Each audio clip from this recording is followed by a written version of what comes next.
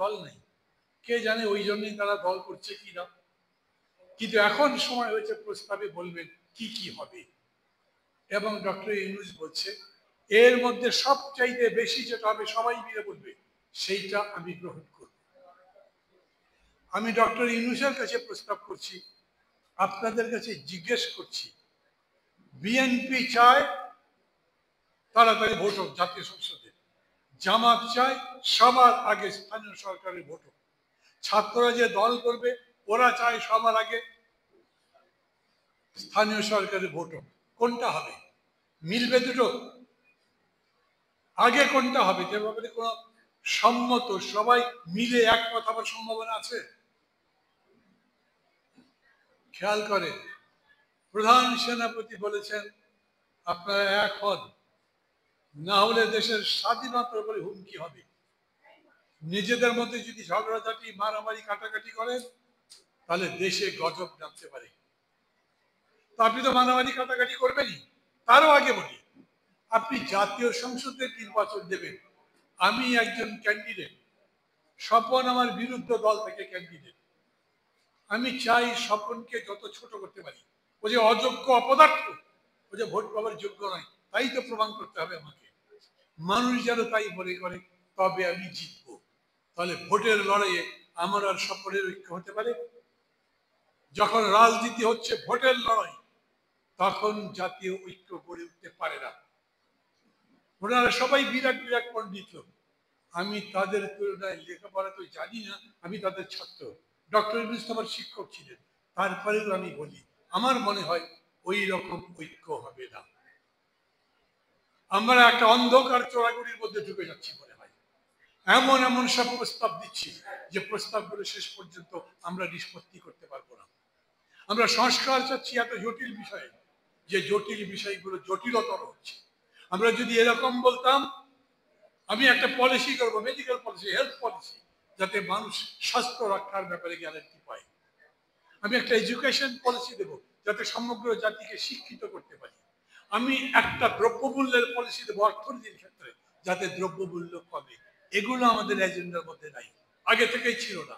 আর এখন এমন বিষয়গুলো সামনে এসছে যেই বিষয়গুলোর নিষ্পত্তি কিভাবে হবে তা অন্তত আমি জানি না।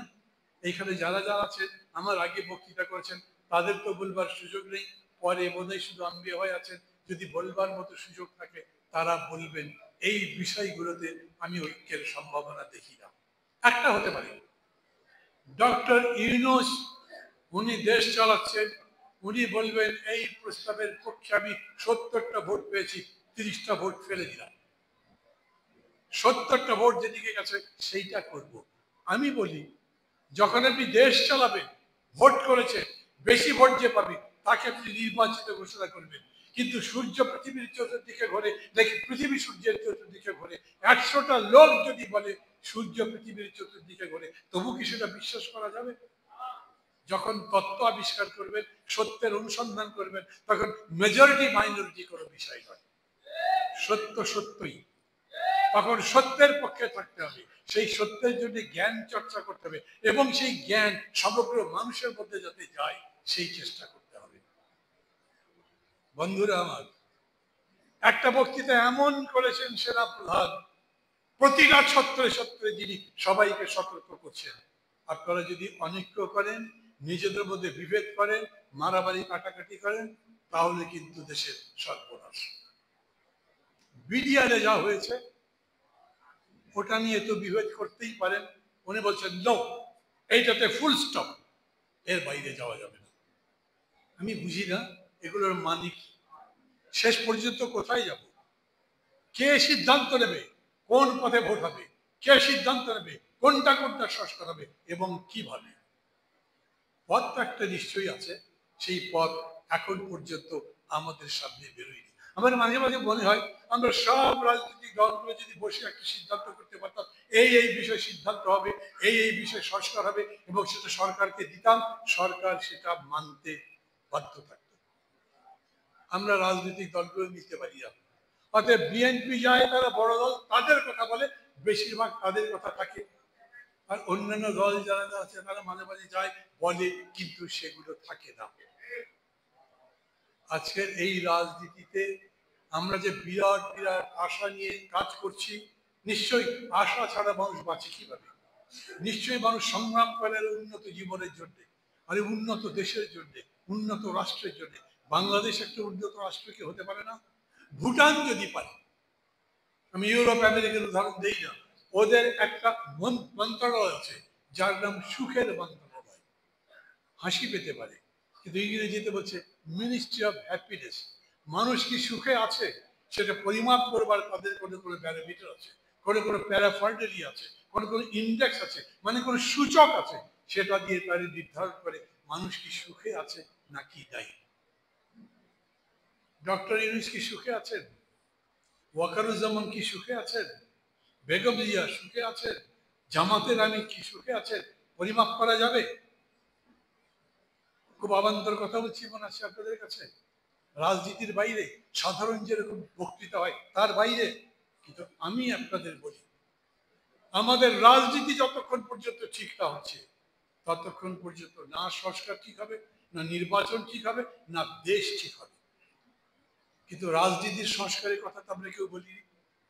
আমাদের রাজনীতিবিদ অনেকেই এই এ ক্ষমতা থেকে চলে গেছে, বি দখল করে দিয়ে জায়গা, চাঁদাবাজি চলে না, দখলদারিত্ব চলছে না, পুলিশের কাছে গেলে পুলিশ করে বিচার করে, কোনো মামলা নাই, এমনকি তদন্তে যদি যেতে পারে ঘটনার প্রেক্ষিতে বলেন তদন্তে চলেন, পুলিশ তো তদন্তেও যায় না। একটা ভালো নির্বাচন করবেন, যার মাসল আছে সেই এবারে ভোট করতে পারবে। পুলিশ যাবে নাকি? কোথাও গোলমাল হলে পুলিশ ঠেকাতে যাবে? আমি তো মাঝে মাঝে বলি, যদি হঠাৎ করে মানুষ বলে এত দাম কেন বেশি, হরতাল ডাকলাম, 2 দিন হরতাল, পুলিশ হরতাল ভাঙতে যাবে না। পুলিশ এখন পর্যন্ত সিকিউর ফিল করে না, কোন জায়গায় সামনে গিয়ে পুলিশ সেরকম করে কাজ করতে পারছে না। পুলিশই যদি ঠিক না হয় তাহলে ভালো নির্বাচন হবে কিভাবে? আমাদের নির্বাচন কমিশন মানে 5 জন নির্বাচন কমিশন নয়, নির্বাচন কমিশন মানে একেবারে নিচের লেভেলে যারা ভোট দেয়, সেই জায়গাতে মাসলম্যান মাস্তান যাতে দখল করতে না পারে সেই রকম নির্বাচন কমিশন বানাবার কোন চেষ্টা আমরা করেছি? এখন পর্যন্ত 6 মাস নয়, প্রায় 7 মাস শেষ হতে চললো, তারপরে তো হয়নি। আবার বলছি, হতাশার জন্য নয়, আজ আমাদের সেই কথা বোঝা দরকার। 6 মাস গেছে, হিসাব যদি করেন ডক্টর ইউনূস যেরকম করে বলছেন তাতে আর 6 মাস পরে নির্বাচন হবে, এই 6 মাসের মধ্যে এই কাজগুলো সম্পন্ন করতে পারবেন তারা? ওনারা যে কি কি কাজ করছেন তাই তো জানি না। সেদিন যে ডাকলেন, দেখে আমাদের সঙ্গে এত সুন্দর সুন্দর কথা বললেন, আমি সব সময় বলি doctor Yunus is a sweet talker, খুব মিষ্টি মিষ্টি কথা বলেন, কিন্তু সংস্কার আজ পর্যন্ত কি সংস্কার হয়েছে আমাকে বলেন? কেউ যদি বলেন হ্যাঁ সুপ্রিম কোর্টে একটা সংস্কার হয়েছে, আমরা সুপ্রিম কোর্টে একজন প্রধান বিচারপতি পেয়েছি যিনি সত্যি খুব ভালো মানুষ, জ্ঞানী মানুষ, একজন ভালো বিচারক, এই একটা জায়গা হয়তো আমি এগ্রি করবো, কারণ সবাই বলে, আমি ব্যক্তিগতভাবে তাকে চিনি না। কিন্তু কেউ যদি বলেন যে পুলিশের কোনো সংস্কার হয়েছে, তো আইজি পালিয়ে গেছে, তার জায়গায় আর একটা আইজি দিয়েছে, এর নাম সংস্কার? শুধু মানুষের পরিবর্তনকে আমরা সংস্কার বলি? সেদিন যে উনি আমাদের ডাকলেন, ডাকবার পরে বললেন এই যে কমিশনের রিপোর্টগুলো নিয়ে যান, এগুলো আমরা হার্ড পেপার আপনাদের কাছে দিচ্ছি, পড়েন, তারপরে আমাদের সাথে কথা নাই।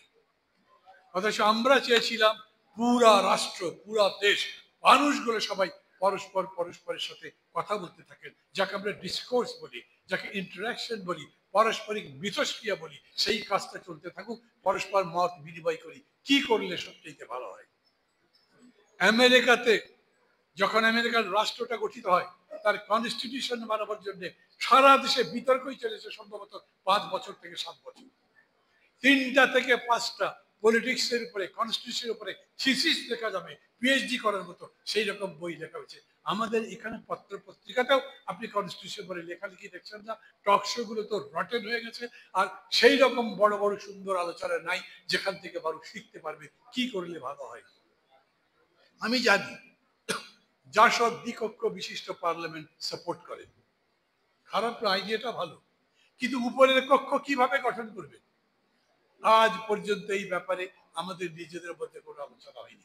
বড় দল মনে করে নিচের কক্ষ যেরকম হবে, নিচের কক্ষ উপরের কক্ষ বানিয়ে দেবে, তার মানে নিচের কক্ষ যেরকম ঠিক সেই রকম উপরের কক্ষ হবে। তাহলে লাভ কি? যারা বলছেন আনুপাতিক হারে ভোট হতে হবে, পার্সেন্টেজ ওয়াইজ, কে কত পার্সেন্ট ভোট পেলেন তার ভিত্তিতে, তো যদি আওয়ামী লীগ নির্বাচন করতে পারে, আচ্ছা আপনারা কি জানেন আওয়ামী লীগ কি ভোট করতে পারবে? পারবে না। কেন পারবে না? কেন পারবে না? মানা করেছেন, আইন করেছেন, আওয়ামী লীগ ভোট করতে পারবেন, আইন করেছেন, তাহলে আওয়ামী লীগ দাঁড়াতে পারবে না কেন? আইন তো করেননি। যদি আওয়ামী লীগ ভোটকে দাঁড়াতে পারে তাহলে প্রথম হয়তো বিএনপি হবে, আমার ধারণা বলছি, দ্বিতীয়ত আওয়ামী লীগ হবে। তাহলে আওয়ামী লীগ তো প্রতিষ্ঠিত হলো।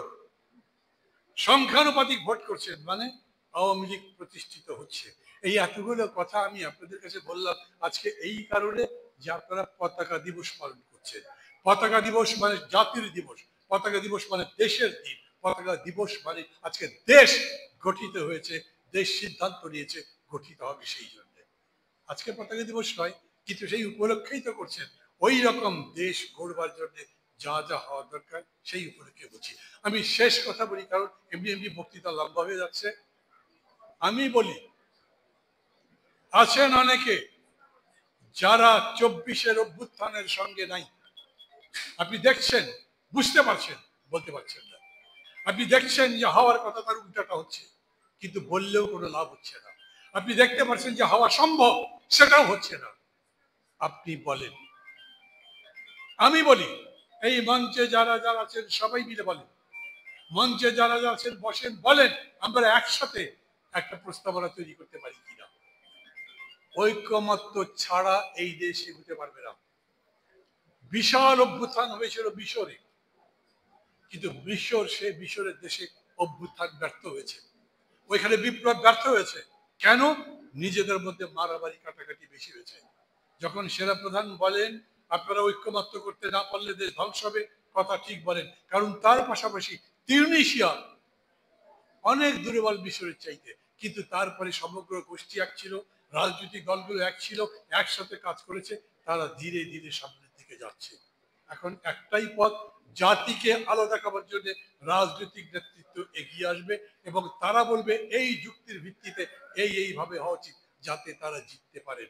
ঐক্যবদ্ধ গড়ে তোলবার এই লড়াই, বুদ্ধির লড়াই, শিক্ষার লড়াই, জ্ঞানের লড়াইয়ের মধ্যে আগামী 6 মাস সমগ্র জাতি যদি প্রবৃত্ত হতে না পারে, তাহলে আমরা অনেক বড় সমস্যায় পড়ব। পতাকা দিবসে আপনাদের সবাইকে, যারা যারা এখনো জাসদ করেন, তাদেরকে আমি আন্তরিক অভিনন্দন জানাই। এই দলের এত বড় একটা ঐতিহ্য আছে, এই দলের প্রতি মানুষের তাই আশা থাকবারই কথা, এই দলের প্রতি তাই মানুষের বিশ্বাস থাকবার কথা। সেই কথা বিবেচনা করে আবার আমি ভাই বসে আছেন, উনিও তো জাসদ, দুটোই বলছি। আর যারা জাসদ করেন না তারাও লড়াইটা করছেন। সবাইকে আমি বলছি, কেবলমাত্র এই পদ্ধতিতে এক জায়গায় যদি যেতে পারেন, তাহলে আমরা একটা মুক্তির দিশা পাবো। ভালো থাকবেন।